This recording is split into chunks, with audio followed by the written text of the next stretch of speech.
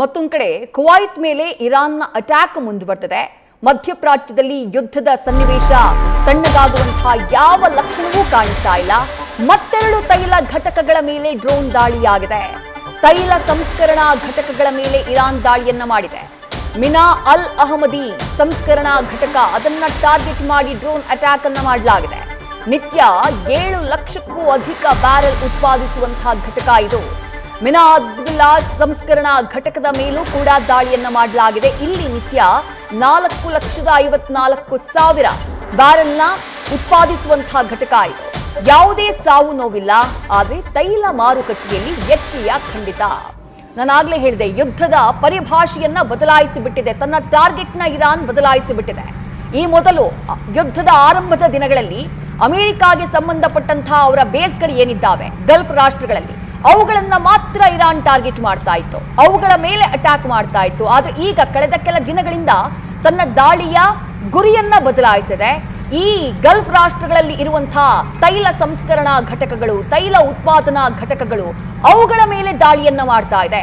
ಅಂದ್ರೆ ಆ ಮೂಲಕ ಪ್ರಖರ ಸಂದೇಶ ಕೊಲ್ಲಿ ರಾಷ್ಟ್ರಗಳಿಗೆ, ನೀವು ಎಲ್ಲಿ ತನಕ ಅಮೆರಿಕಾದ ಸೇನಾ ನೆಲೆಗಳು ನಿಮ್ಮ ನೆಲದಿಂದ ಆಪರೇಟ್ ಮಾಡಿ ನಮ್ಮ ಮೇಲೆ ದಾಳಿ ಮಾಡುವುದಕ್ಕೆ ಅವಕಾಶ ಮಾಡಿಕೊಡ್ತಿರೋ, ಅಲ್ಲಿ ತನಕ ನಾವು ಕೂಡ ನಿಮ್ಮ ಮೇಲೆ ದಾಳಿಯನ್ನ ಮಾಡ್ತೀವಿ. ನಮಗಿದು ಅನಿವಾರ್ಯ, ನಮ್ಮನ್ನ ಕ್ಷಮಿಸಿ ನೀವು, ಬಟ್ ನಮಗಿದು ಅನಿವಾರ್ಯ ನಮ್ಮ ಸರ್ವೈವಲ್ಗೆ ಅಂತ ಹೇಳಿ ಇರಾನ್ ಹೇಳ್ತಾ ಇದೆ. ಹಾಗಾಗಿನೇ ಇಲ್ಲಿ ತನಕ ಅಮೆರಿಕಾದ ಸೇನಾ ನೆಲೆಗಳು ಇರಾನ್ನ ಟಾರ್ಗೆಟ್ ಆಗಿತ್ತು. ಈಗ Kuwait, United Arab Emirates, Saudi Arabia, Bahrain, Qatar ಈ ದೇಶಗಳಲ್ಲಿರುವಂತಹ ತೈಲ ಸಂಸ್ಕರಣಾ ಘಟಕಗಳೇನಿದ್ದಾವೆ ಅವುಗಳನ್ನ ಟಾರ್ಗೆಟ್ ಮಾಡಿ ಅಟ್ಯಾಕ್ ಮಾಡಲಾಗ್ತಾ ಇದೆ. ಒಂದು ವಿಚಾರವನ್ನ ನಾವು ಗಮನಿಸಬೇಕು, ಈ ಮಧ್ಯಪ್ರಾಚ್ಯ ರಾಷ್ಟ್ರಗಳು ಇಂಧನ ಉತ್ಪಾದನೆಯಲ್ಲಿ ಬಹಳ ದೊಡ್ಡ ಪಾತ್ರವನ್ನ ವಹಿಸುತ್ತವೆ, ಬಹಳ ದೊಡ್ಡ ಪಾಲನ್ನ ಪಡೆಯುತ್ತವೆ. ಇಲ್ಲಿರುವಂತಹ ತೈಲ ಸಂಸ್ಕರಣಾ ಘಟಕಗಳ ಮೇಲೆ, ತೈಲ ಉತ್ಪಾದನಾ ಘಟಕಗಳ ಮೇಲೆ ಆಗ್ತಾ ಇರುವಂತಹ ಹೊಡೆತ ಇದೆಯಲ್ಲ, ಇದು ಕೆಲವೇ ದಿನಗಳಲ್ಲಿ ಇಡೀ ಜಗತ್ತಿಗೆ ಹೊಡೆತವನ್ನ ಕೊಡುತ್ತೆ.